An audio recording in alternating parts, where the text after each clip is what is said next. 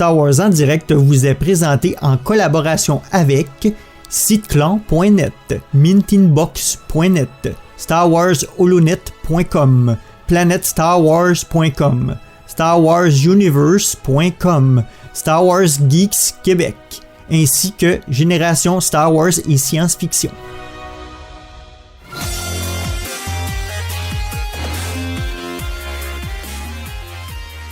Bienvenue à Star Wars en direct, la voix du fandom Star Wars, pour cette édition littérature.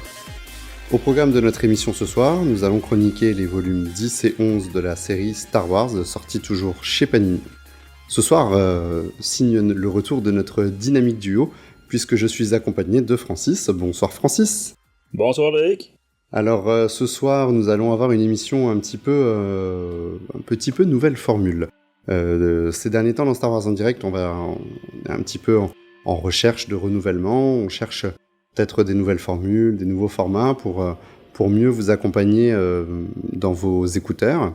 Maintenant, ce soir, nous allons changer un petit peu cette formule que vous connaissez depuis si longtemps, et on va vous proposer un voyage complet, avec une entrée en hyperespace comme d'habitude, mais nous allons, petite modification, sortir également de l'hyperespace. Voilà.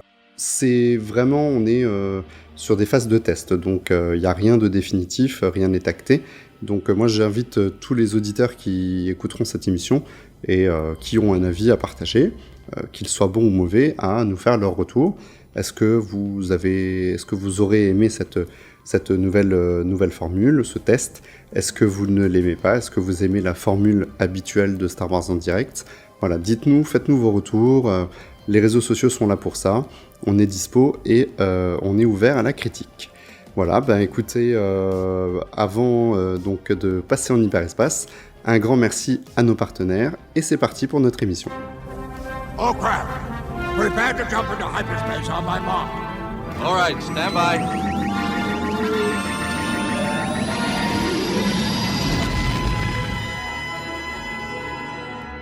Bien voilà, donc on va attaquer avec ce volume 10 de la série Star Wars, donc qui est scénarisé par Kieron Gillen et dont les dessins sont signés Gabriel Onzueta et Andrea Broccardo. Francis, est-ce que tu peux nous faire un résumé de l'histoire que nous allons découvrir dans ce volume et puis nous donner d'enchaîner sur ta critique? Avec plaisir, Loïc. Donc, ceux qui suivent les émissions et les albums se souviendront que, dans le fond, on est au lendemain de la défaite, ou je sais pas si c'est le bon terme, mais bref, de la mort de l'espoir. C'est une déroute. Une déroute, oui, ça définit bien, effectivement. Donc, les rebelles sont un peu en fuite, hein. Vous aurez compris le titre de l'album, La Fuite. Donc ici, la fine équipe est aux côtés de Sana Starros et se retrouve, sont pourchassés par l'Empire. Et donc, vont se retrouver forcés pas de se cracher, mais de s'évacuer du vaisseau de Sana sur une planète inconnue. Donc, heureusement, il y avait tout ce qu'il faut pour survivre là. Oxygène et compagnie et gravité. On est dans Star Wars quand même. C'est ça, toutes les planètes sont... On découvre assez vite une planète agraire, là, donc très très légèrement peuplée. C'est une planète très terrienne, Francis. Oui, hein? Oui, effectivement, oui. Très... Mais bref, c'est ça, très sympathique quand même là, en termes de paysage, tout ça, on y reviendra. Et bon, c'est ça, font la rencontre des gens sur place. Évidemment, c'est une communauté, comme je disais, c'est agraire, c'est une petite communauté fermée, hein, donc bon, les étrangers qui arrivent, tout ça. Mais ça se passe quand même relativement bien. Et malheureusement, par contre, au final, on va découvrir que Sana Starros s'est fait capturer par le fameux escadron Scar, hein, qui poursuit notre équipe de rebelles depuis... je pense que ça remonte à quoi? L'album numéro 3, peut-être? Oui, quand il 4. Était sur Nar Shaddaa, dans l'arène. Ouais, oui, c'est vrai, donc le deuxième album. Ouais, c'est le tout début de la série. Oui. Donc, c'est ça, les fameux héritiers de la Bad Batch, si on peut dire, hein, l'escouade version Empire cette fois-ci. Et bref, c'est ça, ils ont torturé Sana Starros qui a fini par craquer et leur dévoiler leur position. Donc, l'escadron Scar va débarquer sur la fameuse planète agraire et va s'en suivre quelques péripéties. Bref, c'est pas mal ça qui arrive dans cet album-là. Faut avouer hein, que c'est un peu les vacances à la campagne, là, cet album-là. Donc, il n'y a pas tant de choses à raconter que ça. En fait, c'est un album. On est sur un album de transition. On est entre comme tu l'as dit, la déroute, et puis finalement presque. Alors, l'album qui suit, dont on va parler tout à l'heure, aurait presque pu être, pour moi, à mon sens, la conclusion de la série. Et puis, finalement, ça ne l'est pas. Mais bon, voilà, il fallait une petite péripétie, comme tu as dit, entre les deux. Bon, c'est pas l'album, on va le dire clairement, le plus intéressant de toute la série. Non, parlons tout d'abord des attentes. À quoi on est au lendemain de la méga bataille dont on parlait tantôt, le désastre là, pour les rebelles. Donc c'était quand même intéressant de voir ça va être quoi l'après. Après une débarque, c'est quand même le fun de voir comment ils vont s'en remettre, etc.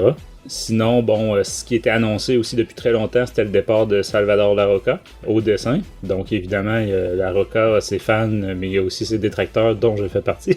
Fait que pour moi, c'était Alléluia! Alors je renvoie les auditeurs à notre précédente émission où j'émettais des arguments en faveur de Larroca, puisque je trouvais qu'il avait fait, en tout cas sur son final, il avait fait quand même un travail bien plus qualitatif. Oui, effectivement, il faut dire qu'on était dans l'espace, donc c'était quand même justement là où je trouve qu'il performe quand même très bien avec les vaisseaux, les choses comme ça. Mais bien content qu'il ne soit plus là pour cet album-là, justement vu qu'on est un peu, j'allais dire sur Terre. On n'est pas dans l'espace. Voilà. On n'est pas dans l'espace. C'est un lapsus révélateur là, presque. Exact. Oui, parce que c'est ça. Tu le disais, ça ressemble à la Terre. C'est ça. On n'est pas sur une planète exotique là, tu sais. Où, Ça fait pas Star Wars. Il y a un petit côté. Alors t'as un peu les ruines, un peu gréco-romaines. Il y a l'espèce d'ours là qui ressemble vraiment à quelque chose de très terrien. Même c'est toute cette végétation. Finalement, il y a que l'architecture des bâtiments principaux du palais et puis les habillements, on va dire, qui sont peut-être pas encore. Je veux dire, on n'est pas non plus dans du Star Wars pur et dur. Ça pourrait être une série de SF, un comics science-fiction, ça choquerait pas non plus, quoi. Ouais, effectivement. Non, c'est ça, on est loin de Felucia, tu sais, ou d'où part des places comme ça. Là. Bien sûr. C'est très, très terrien, mais... C'est une planète très J.J. Abrams. La petite pique. Petite pique. Post-logique ici. Mais oui, tout à fait, t'as raison. C'est en termes de mise en scène cinématographique, ça aurait pas été trop compliqué. Il aurait pu tourner ça en Amérique, en France, en tout cas un peu partout. Là. C'est relativement commun comme environnement. Pour rester, c'est ça, dans un aspect plus critique, c'est ça, je l'ai mentionné tantôt, on est vraiment dans les vacances à la campagne, mais je l'ai pas mentionné tantôt dans le résumé, on est sans Chewbacca. À ce moment-là, l'équipe a été un peu séparée, Chewbacca est avec le Faucon outre-part, donc c'est ça, on est vraiment Luke, Leia, Han, et il y avait Sana, là, mais c'est ça, Sana est dans le premier numéro et dans le dernier, mais elle est pas là entre les deux. Sinon, écoute, il y a le petit flirt intéressant du côté de Luke avec une dénommée Tula, qui est la fille du chef de ce clan-là, là, qui s'est établi sur cette planète-là. Tout le monde, n'importe qui a lu ou qui s'informe un petit peu sur les comics a vu la fameuse planche de Anne le bûcheron, tout en sueur. Donc Anne qui est en bedaine, comme on dit. Donc sans chemise, à couper du bois tout en sueur lorsque Leia le surprend. C'est pour renforcer le côté terrien de la chose, quoi. Mais oui, puis j'ai pas trouvé ça déconnant. Non, pas tant non plus. On reste quand même dans la petite, on est avant l'Empire contre-attaque à ce moment-là, donc on est encore sur le petit flirt entre Leia puis Solo. Là, c'est ça, ouais.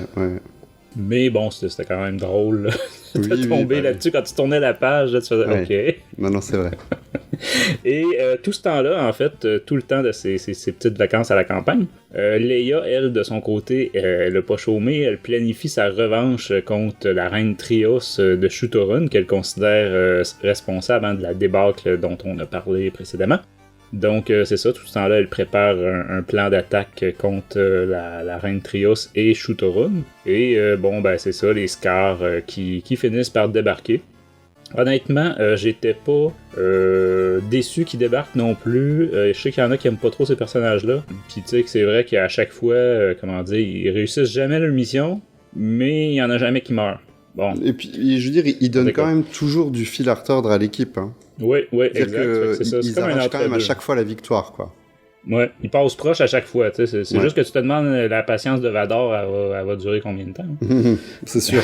D'habitude, les échecs dans l'Empire. Mais je sais pas s'ils sont en lien forcément que avec Vador, puisque exact. Y a rien qui nous laisse penser forcément que c'est une escouade liée à Vador. Effectivement, ça pourrait être une escouade de la 501e, ce serait pas déconnant, mais c'est pas précisé, quoi. Non, effectivement. Et puis, c'est ça, tout ça culmine dans un duel au sable entre Luke et le capitaine Descar, dont je me souviens plus le nom, mais qui possède aussi un sabre laser depuis, c'est ça, l'album numéro 2, si je me trompe pas. Ouais, il l'avait dans la qu'il avait récupéré sur Narshada. Mm. Donc, c'est pas mal ça. Au travers de tout ça, il y avait toute une histoire de... Bon, on en apprend plus sur cette communauté-là, ce clan-là. Dans le fond, c'est des anciens impériaux qui se sont un peu fait fourrer et qui ont décidé d'aller vivre de leur côté, ou qui ont négocié, si je me souviens bien, là, le fait de pouvoir vivre tranquille sur cette espèce de lune-là. Donc, mais vraiment un clan guerrier, par contre. Tu parlais des créatures tantôt, c'est un peu des espèces de mix entre un ours et un loup, on pourrait dire, assez gigantesque. Mais eux, c'est ça, c'est comme un peu un sport pour eux, là, donc c'est vraiment des guerriers dans l'âme. Oui, ça les éclate, quoi. Ouais, c'est ça. Sinon, côté graphisme, on va revenir, comme j'ai dit, c'est le départ de Salvador Larroca. Donc là, on a quand même 2 dessinateurs au style très différent. Et de la manière qu'ils ont structuré ça, c'est que le premier et le dernier des 6 numéros est fait par Brocardo. Et ceux du milieu, on va dire, c'est d'Unzueta. Honnêtement, déjà, juste le changement de style d'un numéro à l'autre, ça choque, à mon avis. C'est vraiment une transition raide, parce que c'est 2 styles complètement différents. Tu sais, Unzueta, dans un sens, c'est pas excessivement éloigné complètement. De la Roca, on est dans un style relativement mais moins réaliste. Mais moins photoréaliste que pouvait le faire la Roca. Oui, c'est ça, parce que la Roca, pour rappeler, là, c'était carrément des décalques. Là. Je veux dire, c'était, des fois, on se demandait si c'était pas des photos. Là. Mais Brocardo, lui, on est dans du cartoon un peu plus. Là, c'est du gros trait. Bref, c'est ça. C'est un mélange que j'ai trouvé douteux. Et surtout la structure. Donc, pourquoi le premier et le dernier numéro? Est-ce que c'est, je sais pas, il s'est fait remplacer le temps de quelques numéros parce qu'il était malade, je sais pas. Mais on n'a pas d'infos. J'ai trouvé ça un peu étrange et surtout que, justement, Unzueta semble vraiment spécialiste, un peu comme la Roca, des technologies, des immeubles. Justement, quand je parlais tantôt, les décors, tout ça, c'est magnifique. On a l'espèce de manoir du clan là, principal, là, du chef de clan de cette place-là, que c'est un peu comme si c'était une cathédrale médiévale. Une mini Notre-Dame de Paris. Là. On a vraiment beaucoup de beaux détails de ce côté-là. Mais c'est ça, c'est sûr que ça fait du bien. Moi, je considère quand même que ça fait du bien de s'être débarrassé de la Roca. Bon, on est juste 10 albums trop tard, mais au-delà de ça, ça fait du bien. Mais c'est ça, le changement de dessinateur d'un numéro à l'autre, personnellement, ça me fait chier. Il n'y a pas vraiment d'autre façon de le dire. Et on n'a pas mentionné tantôt, mais les couvertures sont d'un certain Jamal Campbell, que je connaissais pas. Mais j'ai trouvé que sur plusieurs des 6 numéros, c'était très très réussi. J'ai trouvé ça très beau. Dont celui que Panini a utilisé pour la couverture de son album. C'est justement le fameux duel au sabre entre Luke et l'officier des Scars. Donc c'est ça, c'est coloré, c'est vif, t'as le combat, la pluie au travers de ça, bref. C'est ça. Côté couverture, je trouve que c'est une belle réussite. Sinon, tu l'as dit, c'est ça. C'est vraiment un album de transition, il se passe pas grand chose. C'est pas mauvais, là, tu sais, c'est pas un gros désastre, mais c'est rien d'extraordinaire.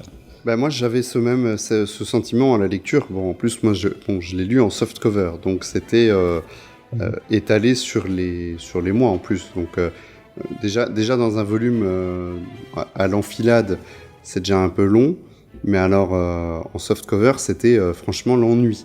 Mais je dois quand même dire que mon attention a été retenue.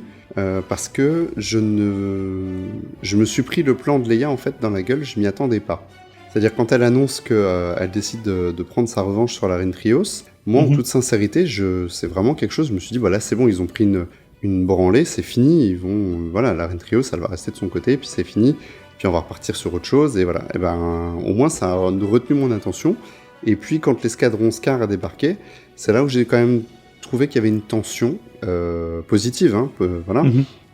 Cette tension en fait qu'on retrouve à chaque apparition de l'escadron Scar, mais que je trouve est de mieux en mieux amené.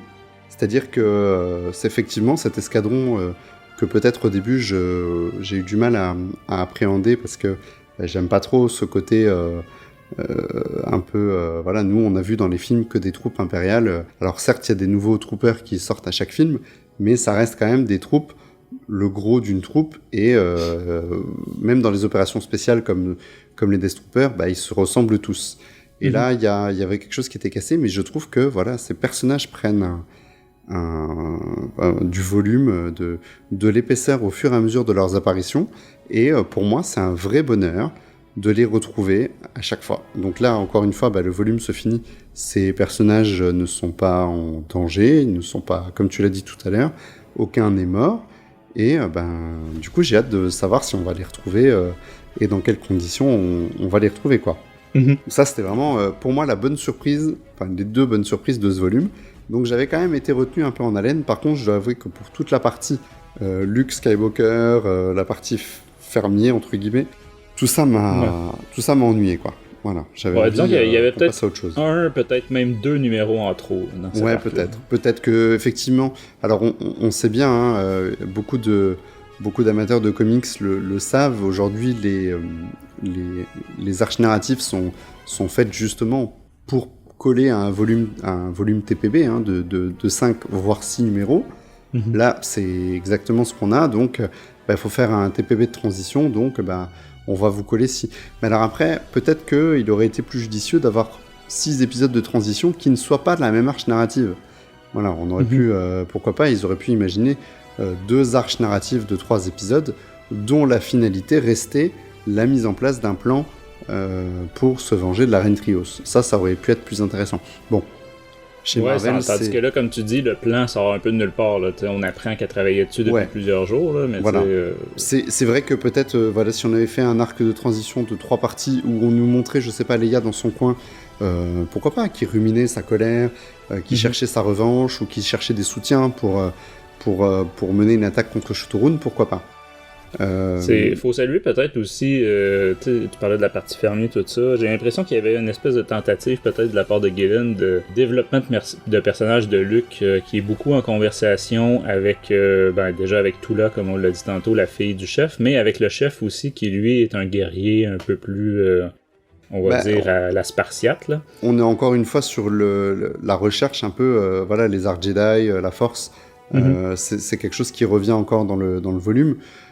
Bon, franchement, je commence... Alors, j'adore ce concept de Luke qui a besoin de chercher les enseignements de Jedi, mais j'avoue quand même que ça commence un petit peu à être redondant, parce qu'on le retrouve dans beaucoup d'œuvres qu'on a ces dernières années, quoi. Même depuis le rachat, depuis le nouveau canon. Ouais, effectivement, ça avait parti dès le départ en 2015, là, dès les premiers livres, tout ça. Donc, on a plusieurs fois par année, on a des histoires de Luke qui poursuit ses recherches sur c'est quoi être Jedi et compagnie. Là. Voilà, donc ça serait peut-être bien maintenant de nous montrer à quoi servent ces enseignements, quel est son but, ou, je sais pas, la création de son académie, ou je sais pas, peut-être que quand lui va décider de faire son académie, il va être tiraillé entre le fait de refonder un ordre Jedi malgré les enseignements qu'il tire de ses recherches, donc tout cet aspect un peu négatif des Jedi.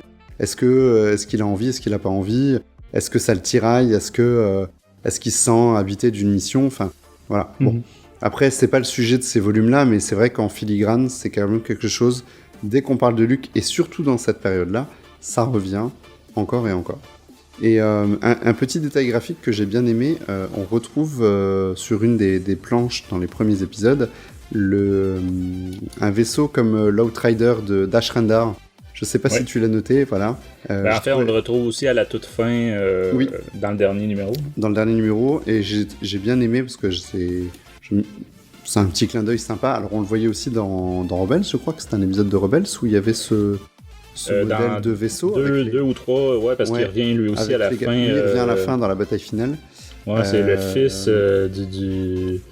En tout cas, c'est la gang de jeunes qui attaquent des Star Destroyers en leur balançant des containers. C'est ça, mais et du coup, effectivement, c'est pas un inédit, mais j'aime bien le fait de revoir un peu ces vaisseaux qu'on connaît. dont le design nous est familier. Et puis le petit truc que j'ai noté qui est rigolo aussi, c'est que Solo porte au début de cet épisode la veste du film Solo, sauf que là il est dessiné en fait sous les traits d'Harrison Ford et pas d'Alden Ehrenreich. Et au final voilà, ça match. Pour moi c'est la preuve que le design du Solo du film, de son film perso, est en fait un design qui colle parfaitement avec le personnage que Han Solo a interprété. Tu vois, j'avais pas du tout remarqué, mais effectivement, moi j'aime beaucoup quand il rattache justement les différents médiums. Traçons quelques petits points, voilà, si vous les avez suivis, si vous avez fait attention au clin d'œil, voilà, vous êtes félicités, c'est un petit remerciement. Puis si vous les ratez, c'est pas grave, ça choque pas à la compréhension des épisodes. Et on va peut-être noter cet épisode, on va peut-être noter ce volume, Francis. Oui, moi de mon côté, je lui donnerais un 12 sur 20, donc un 60%.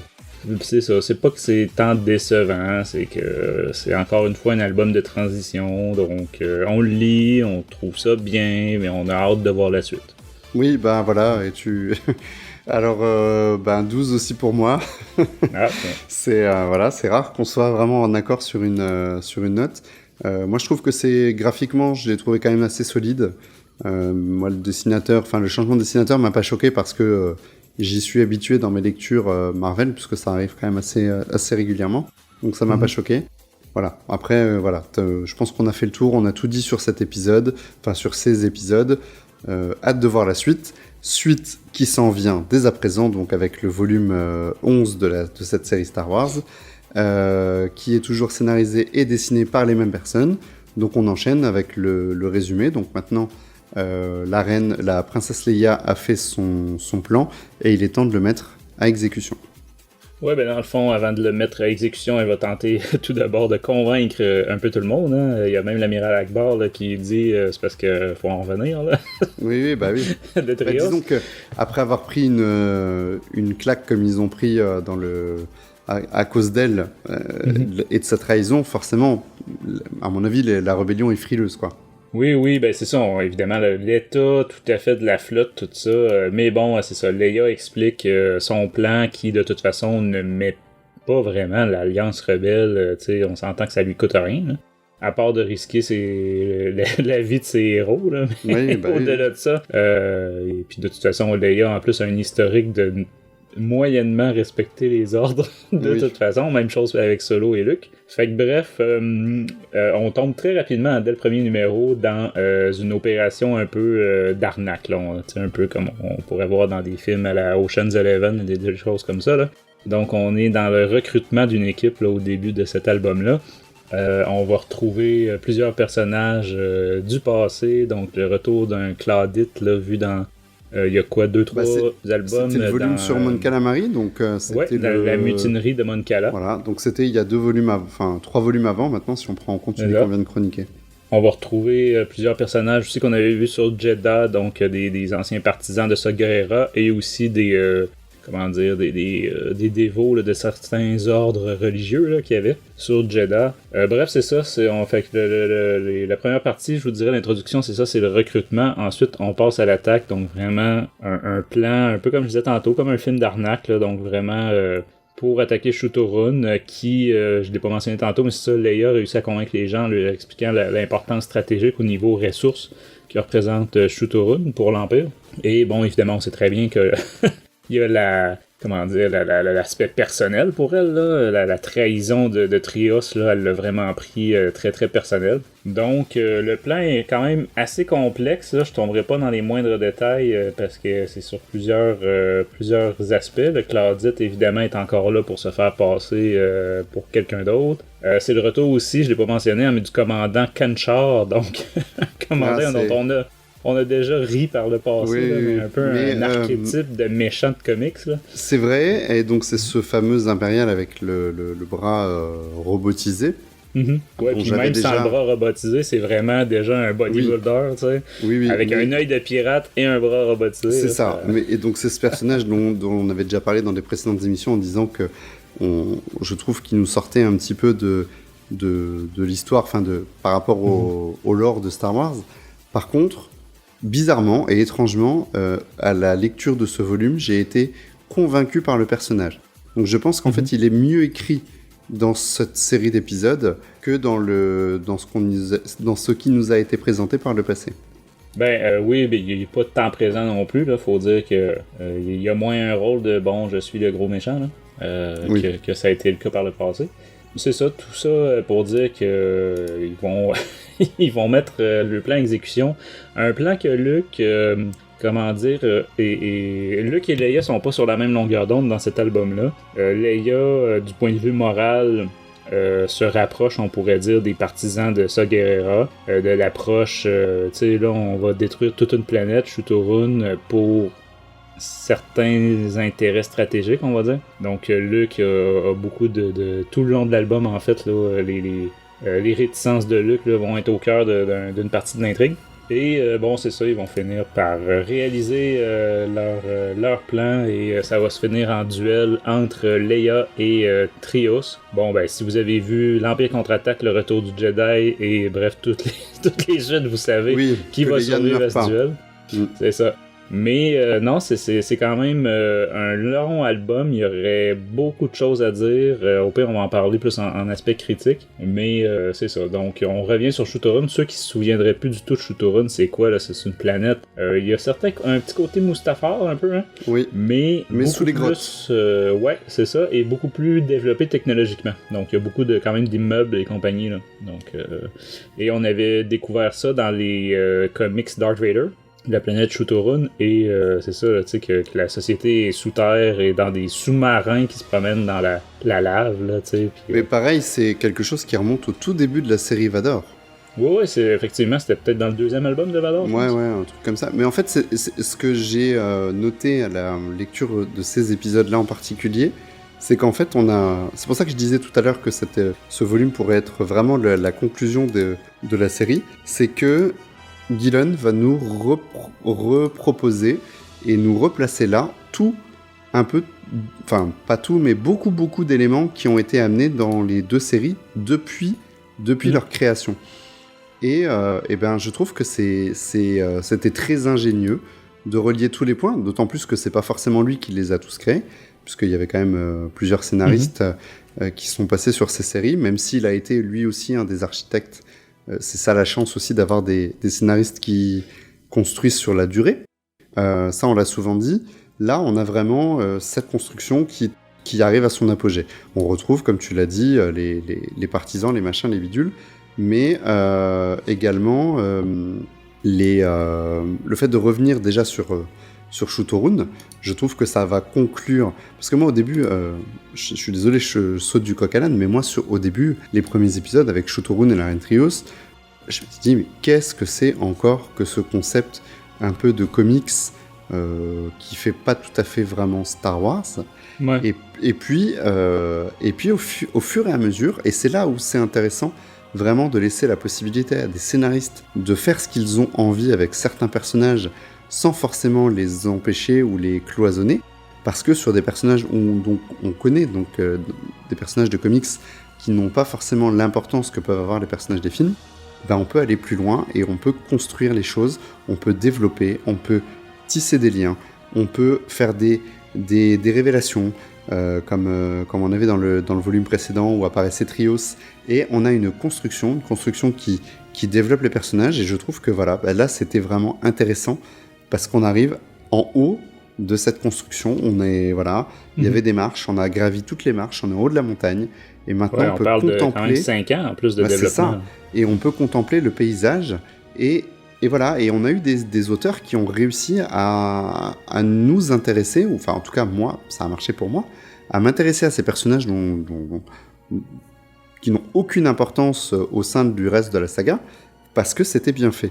Je vais reprendre l'exemple d'Afra. Moi, j'attends un scénariste pour Afra qui soit capable d'utiliser le personnage et de construire sa mythologie afin de me permettre de rentrer à l'intérieur sans que ce ne soit qu'une série un peu humour ou un peu sans âme. Voilà, ça, c'est pour faire un petit peu un comparatif entre des bons auteurs sur des personnages mauvais et à côté de ça, des auteurs qui peut-être n'ont pas grand-chose à dire sur un bon personnage. Je rappelle qu'Afra, pour moi, est un bon personnage. Donc voilà, la balance, finalement, elle s'effectue aussi parce que c'est intelligent. Et effectivement, comme tu as dit, Francis, il y aurait beaucoup de choses à dire sur le plan, mais on a là, je trouve, une vraie âme de Star Wars. Encore une fois, quelque chose de très cinématographique, plusieurs plans qui se déroulent en parallèle. Donc moi, j'imagine très bien, quand on change de page et qu'on change d'ambiance, une transition à la Star Wars avec la musique qui change, etc. Où un coup, on suit Leia, un coup, on suit Luke, etc. Et puis, tous ces personnages qui vont se rejoindre, avec encore une fois quelque chose qui échappe au contrôle du plan de la princesse Leia, puisque les partisans de Sceaux, eux, souhaitent mener un plan de destruction de la planète jusqu'à son terme, alors que Leia, elle, ne le souhaite pas. Elle souhaite, à un moment donné, son état d'esprit change également. Mais voilà, du coup, il faut empêcher ça en même temps, mais ce sont des alliés, mais en même temps pas complètement. C'était vraiment super intelligent, et au final, on avait une histoire qui était extrêmement prenante, de mon point de vue, à dévorer, à tourner les pages. Donc, encore une fois, je l'ai lu en softcover, donc là, à l'inverse du volume précédent, quand j'arrivais à la fin d'un épisode, j'étais coupé, puisque je n'avais pas la suite, et j'étais là à me dire, qu'est-ce qui va se passer dans le prochain épisode? Et quelque part, les séries régulières de Star Wars ne nous ont pas toujours permis de nous poser ces questions-là. Ouais, non, effectivement, en tout cas, c'est sûr qu'il y a eu beaucoup de numéros, beaucoup de séries, hein, donc on peut pas non plus tout généraliser, mais t'as raison, dans les séries régulières, il y a eu du bon comme il y a eu du très mauvais. Mais bon, pour revenir sur le Shotsman Shooterun, déjà en partant, moi je dirais qu'avec un titre comme ça, la table est mise, là, on s'attend à de l'action, on s'attend à ce que ça pète, etc. Et surtout, si on a suivi l'histoire, on sait que c'est ça. On comprend le sens du terme châtiment. On comprend les motivations de chacun. Moi, écoute, j'ai même trouvé à rire beaucoup dans cet album-là, surtout au début. Où est-ce que c'est ça, quand ils vont recruter le Claudite. Oui. Pour ceux qui s'en souviendraient pas, hein, c'est la race qui peut un peu se modeler pour ressembler à n'importe qui, là, donc un peu comme la chasseuse de primes au début de l'attaque des clones. Donc c'est ça, ils vont recruter le Claudite, qui, comme il avait annoncé, d'ailleurs c'est quelque chose qu'il disait à la fin de l'album La mutinerie de Mon Cala, dans le fond il a monté une pièce de théâtre sur l'équipe dans le fond de Han, Luke et Leia. D'ailleurs il a supprimé Chewbacca de l'histoire parce que c'est ça, c'était trop lourd, puis là, il va se le faire reprocher par Chewbacca. Mais on a même droit, tu sais, il y a les affiches de la pièce de théâtre là, qui sont sur scène avec des masques de Mon Cala. Fait que c'est ça, c'est la libération de Mon Cala, mais mis en pièce de théâtre dans l'univers Star Wars. Et là, il a changé les noms là, de Skywalker, tout ça, bref. J'ai quand même trouvé ça, très original. C'était très original, très intelligent. Et je m'attendais pas à ça, tu comprends? Je m'attendais pas à commencer un arc avec autant de... En fait, on peut penser que c'est absurde, mais en fait ça a du sens par rapport au recrutement de ce personnage et pourquoi on va le chercher lui. Oui, tout à fait, puis ça se rattache parfaitement avec la dernière fois qu'on a vu ce personnage-là, il annonçait que c'est ça qu'il allait faire. Donc c'est le fun de ce petit retour-là. Comme tu dis, là, il y a plusieurs choses qui se rattachent là-dedans. Moi, il y a tout l'aspect... je suis très fan, dans le fond, de tout ce qui a été créé autour de Rogue One. Donc, pour moi, Bentic et les partisans... Bentic, là, c'est le fameux... celui avec 2 tubes, là, qui lui sort qui avait 2 jumeaux, là. Mais bref, je trouve qu'il crève l'écran, là, si on peut dire, si vous lisez votre album sur un écran. Mais complètement. Mais vraiment, évidemment, il est dans la droite lignée de Saw Gerrera. Hein. Lui, comme tu dis, il va faire, dérailler le plan pour le transformer en mission suicide, là, où est-ce que il va tout détruire. Et évidemment, là, ça va être la confrontation avec Luke.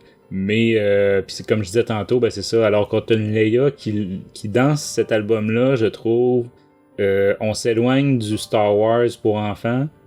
Et on est dans quelque chose de plus mature, alors que là, t'as Luke qui, lui, reste toujours le Boy Scout, là. Tu sais, un Boy Scout au milieu d'une guerre, là. Il a ce côté un peu naïf qu'il a dans l'épisode 4, mais il le garde, là. Ouais, effectivement, je comprends aussi, là, parce que faut pas défaire le personnage comme il est, là, parce que on le retrouve dans l'Empire contre-attaque. Mais à des moments, tu te dis, dans certaines situations, c'est ça, je trouve que c'est surexagéré le fait de jamais, pis tu sais, c'est moins pire aussi dans les comics qu'ailleurs. Je dirais le pire, c'est dans les séries animées plus récentes, là, que ce soit Rebels, c'était un peu le cas, et le pire, ça a été Résistance, où est-ce que là, les héros ne tuent pratiquement jamais ceux qui essaient de les tuer, et automatiquement, ils reviennent 5 minutes après pour encore essayer de les tuer. Ben oui. Mais tout ça, ceci étant dit, c'est ça, moi j'ai aimé le retour sur Shootorun, c'est que, parce que, faut dire, visuellement, Shootorun, peu importe le dessinateur, ça peut juste être spectaculaire. Hein? On est dans des contrastes de couleurs extrêmes tout le temps. Donc parfois ça peut être je sais que dans les plus vieux albums justement là, quand c'était la Roca, il y avait de la machinerie industrielle, en tout cas ça devenait un peu confondant. Puis il y a un côté démesuré à chaque machine est démesurée, chaque bâtiment est démesuré par rapport à son environnement. Ouais, c'est ça, parce que en plus, c'est pas comme s'il y avait des milliards de personnes tout le temps, là, vu comme tu disais, qui ont plus l'air de vivre sous terre, puis dans les mines, puis tout ça. Ouais. Mais non, c'est ça, moi j'ai beaucoup aimé ce qu'ils ont bâti, un peu comme tu disais tantôt, autour de Shootorun, autour de ce personnage-là aussi, hein, parce que on l'a mentionné un peu la dernière fois, justement, dans La Mort de l'Espoir, mais c'est un peu un miroir de Leia. On est dans le fond, Trios, c'est pas qu'elle aime l'Empire, c'est pas qu'elle contre les rebelles spécialement, c'est qu'elle a fait ce qu'elle devait faire pour sauver sa planète, parce que autrement, Vador allait tout simplement exterminer tout le monde. Mais c'est ça, en fait, donc, c'est l'inverse de ce que Leia a fait dans l'épisode 4, en fait. Inverse. C'est vraiment le miroir inversé. Donc, je trouve ça super intéressant que ça se conclue comme ça par un duel... vraiment là en combat au corps à corps entre Leia et Trios. Bon, comme je disais tantôt, évidemment c'est Leia qui va l'emporter et Trios va mourir, mais en restant fidèle à ses convictions jusqu'à la fin, elle demande justement aux rebelles de sauver le peuple de sa planète, de pas tout détruire.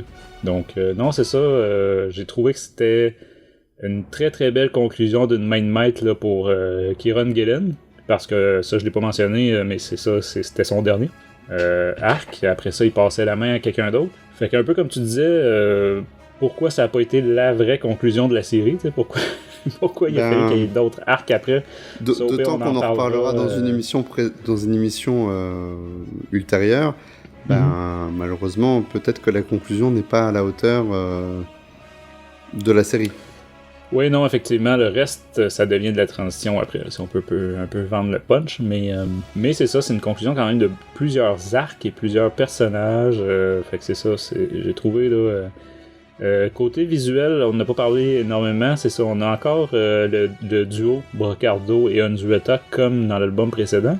Par contre, cette fois-ci, Brocardo ne fait uniquement le premier numéro, donc il revient pas à la fin, et... autant du côté de Brocardo, donc dans le premier numéro, j'ai trouvé que c'était, au Québec, on dirait botché.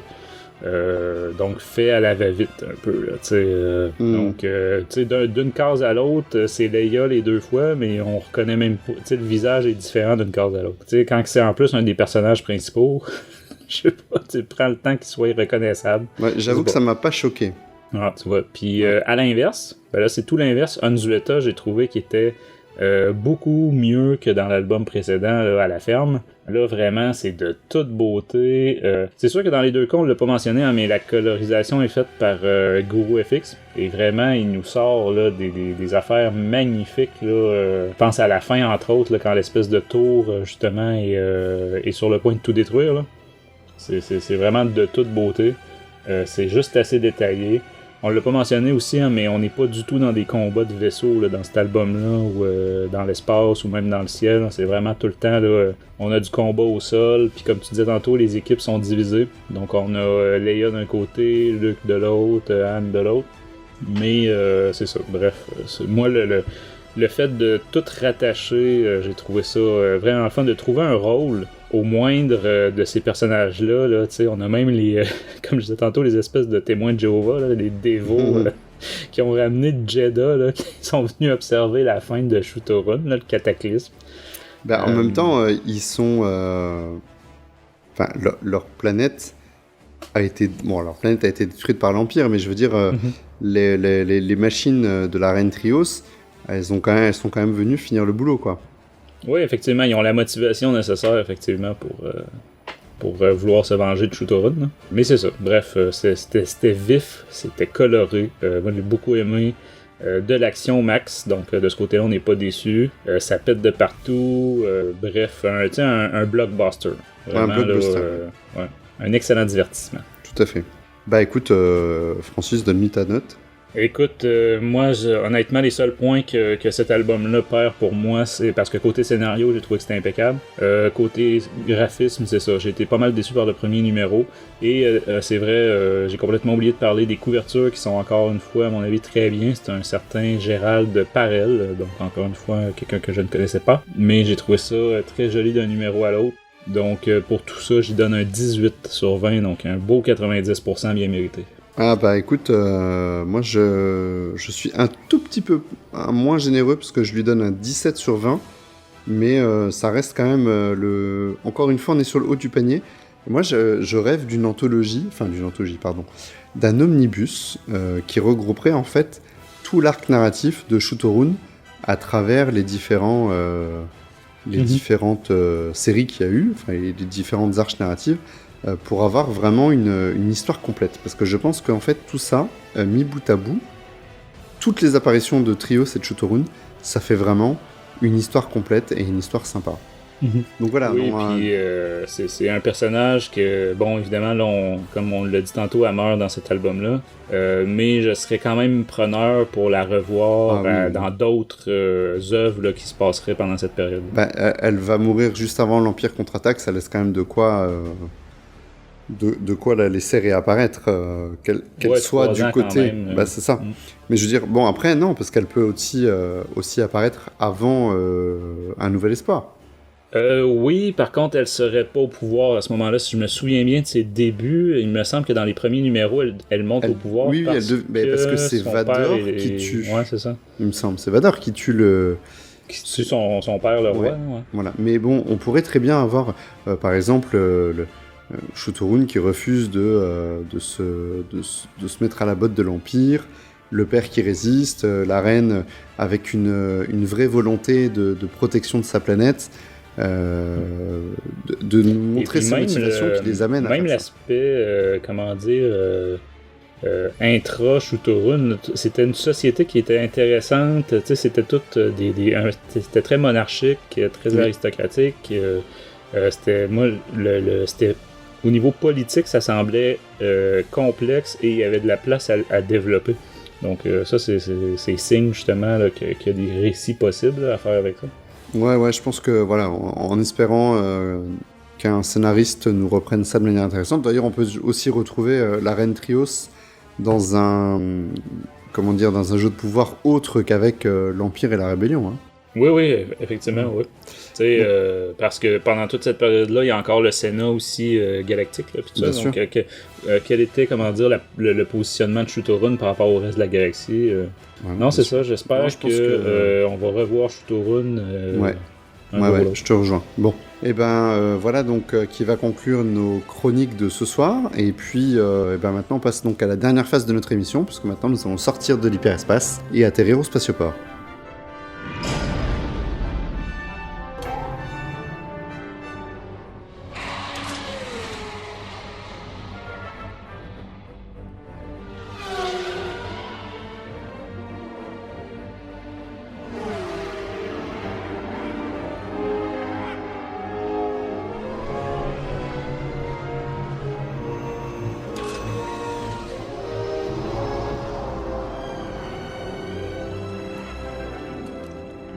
Voilà, avant de nous quitter, petite discussion informelle entre amis. En fait, cette petite rubrique pourrait être une sorte de WhatsApp, mais qui serait donc placée donc en fin d'émission. Donc c'est pas forcément un quad neuf, mais ça peut être revenir sur un sujet, réagir, rechroniquer en quelques mots quelque chose, je sais pas, un jeu vidéo ou d'une émission où on n'a pas pu participer.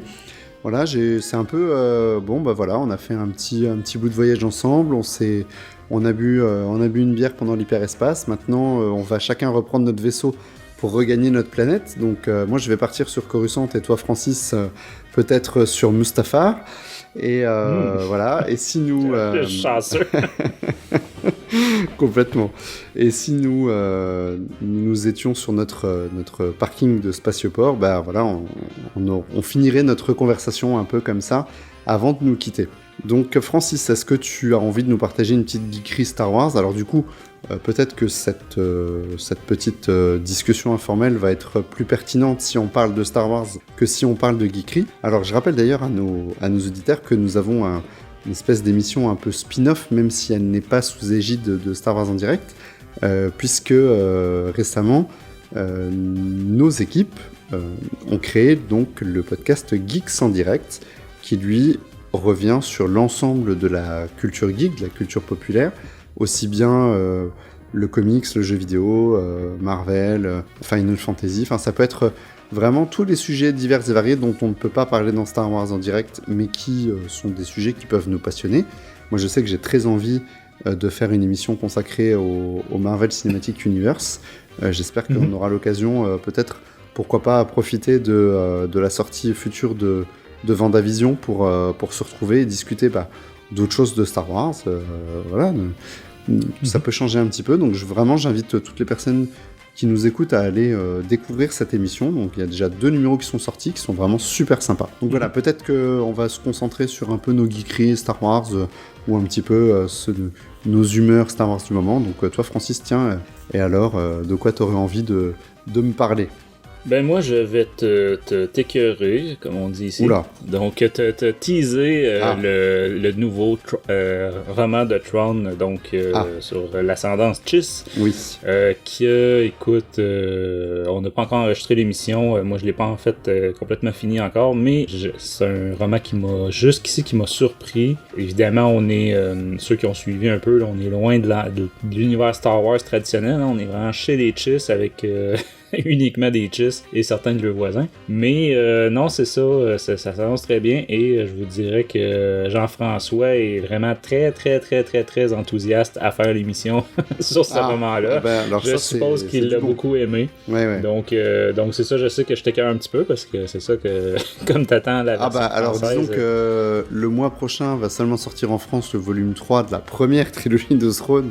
Donc autant dire qu'effectivement on est encore loin, très très loin d'avoir ce premier volume en France.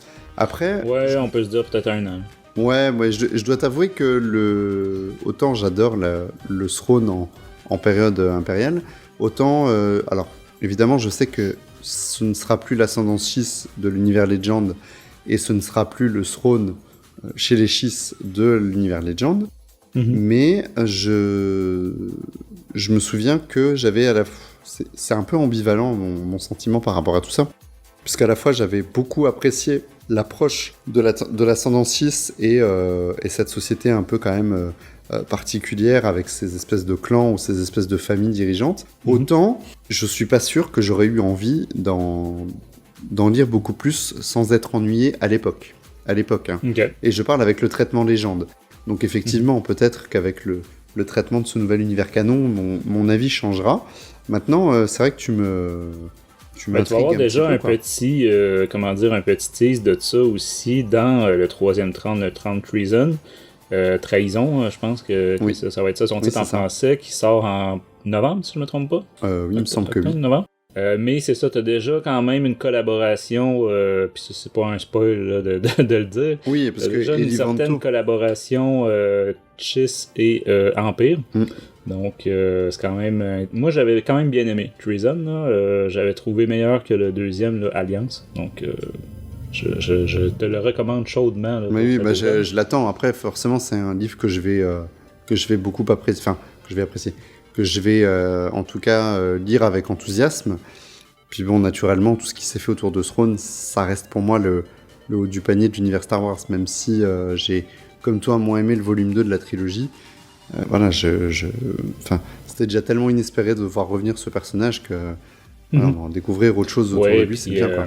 Dans un sens aussi, voyons, Timothy Zahn gagne en liberté là, en s'éloignant aussi de la timeline où est-ce qu'on voyait 30 dans Rebels, où est-ce que là, évidemment, il était très très limité par l'équipe de production de Rebels et qu'est-ce qu'il pouvait raconter et compagnie. Par exemple, justement, Trahison se passe entre 2 épisodes de Rebels.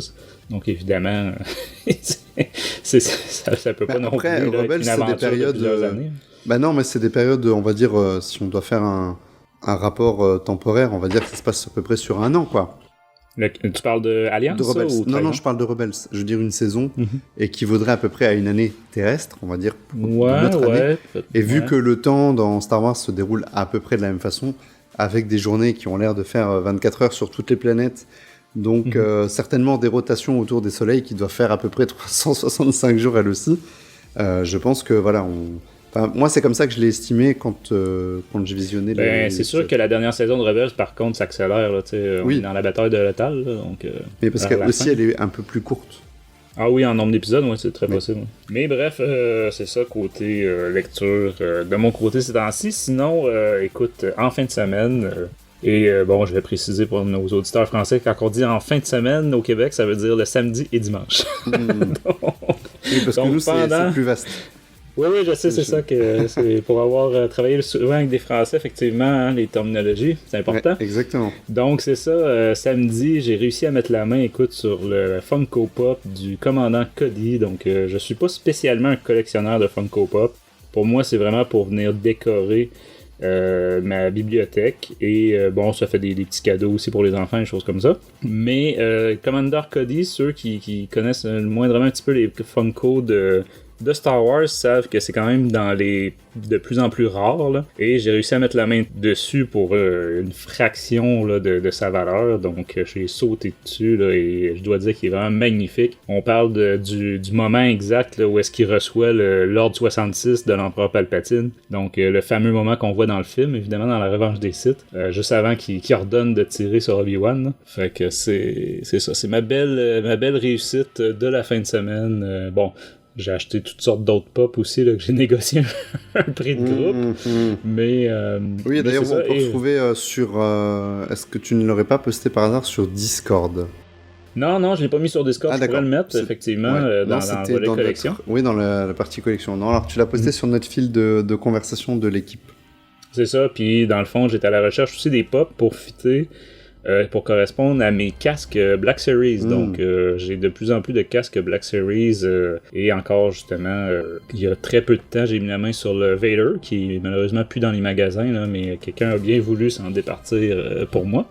Et c'est ça, je trouve ça le fun de pouvoir mettre le Funko à côté du casque, là, donc celui de Boba Fett, celui de Poe Dameron, de Luke, donc fait que c'est pas mal ça. Fait que bref, je dépense tout mon argent et...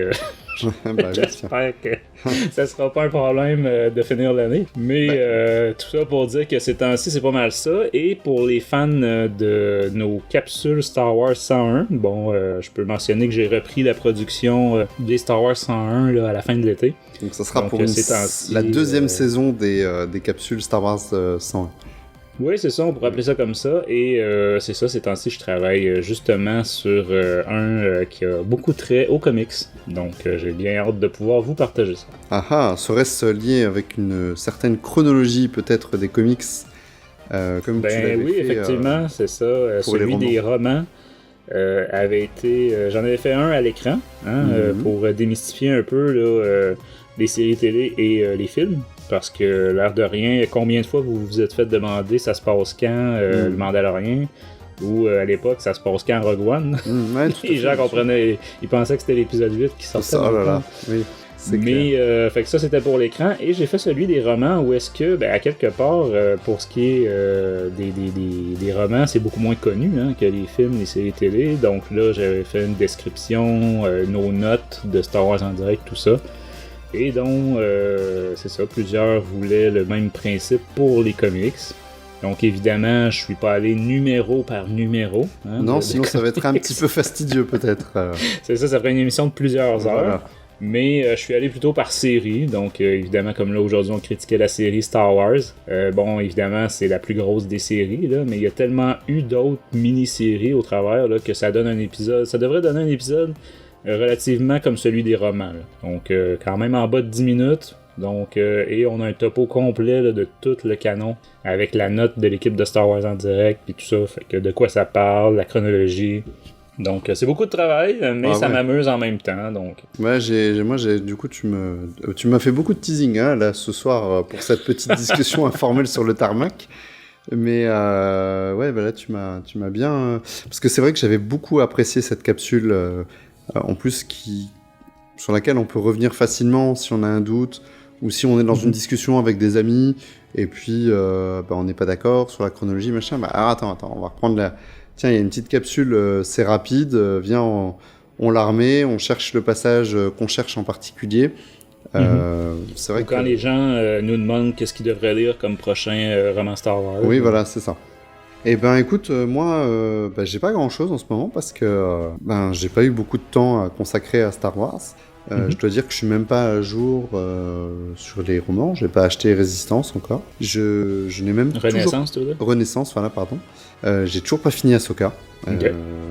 Même si je prends un petit peu de plaisir. Enfin, là, c'est un livre agréable à lire qui me donne un feeling très début de saison 7, enfin des fameux épisodes où elle est avec les sœurs Martez.